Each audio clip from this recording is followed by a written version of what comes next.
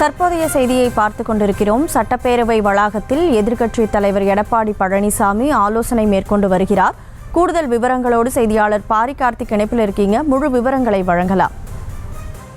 வணக்கம். அதிமுக சட்டமன்ற உறுப்பினர்கள் இன்றைய தினம் 4வது நாளாக கருப்பு சட்டை அணிந்து சட்டப்பேரவைக்கு வந்திருக்கிறார்கள். குறிப்பாக கள்ளக்குறிச்சி சம்பவம் தொடர்பாக விரிவாக விவாதிக்க வேண்டும் என்று ஒவ்வொரு நாளும் தொடர்ச்சியாக அதிமுகவினர் சபாநாயகரை நோக்கி போராட்டம் ஈடுபட்டு வரும் நிலையில் தற்போதும் இன்று கூட கருப்பு சட்டை அணிந்து அதிமுகவினர் வந்திருக்கிறார்கள். முன்னதாக சட்டமன்ற எதிர்க்கட்சித் தலைவர் அதிமுகவுடைய பொதுச்செயலாளர் எடப்பாடி பழனிசாமி அவர்கள் தலைமையில் அதிமுகவுடைய சட்டமன்ற உறுப்பினருடன் ஆலோசனை கூட்டமானது சட்டப்பேரவை வளாகத்தில் நடைபெற்று வருகிறது. இதில் இன்றைய தினம் அதிமுக சார்பில் எடுக்க வேண்டிய நடவடிக்கைகள் குறித்து இந்த ஆலோசனை கூட்டத்தில் ஈடுபட்டிருக்கிறார்கள். குறிப்பாக அதிமுக உறுப்பினர்கள் இன்றைய தினமும் கருப்பு சட்டை அணிந்து தங்களுடைய எதிர்ப்பை காட்டும் விதமாக வந்திருக்கிறார்கள்.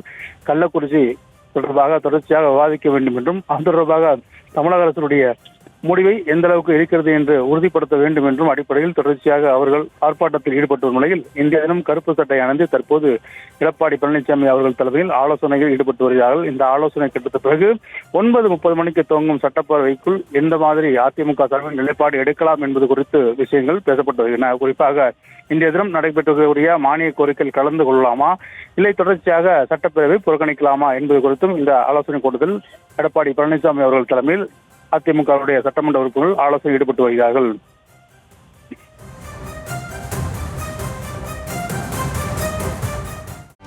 செய்திகளை உடனுக்குடனும் துல்லியமாகவும் தெரிந்து கொள்ள சப்ஸ்கிரைப் பண்ணுங்க.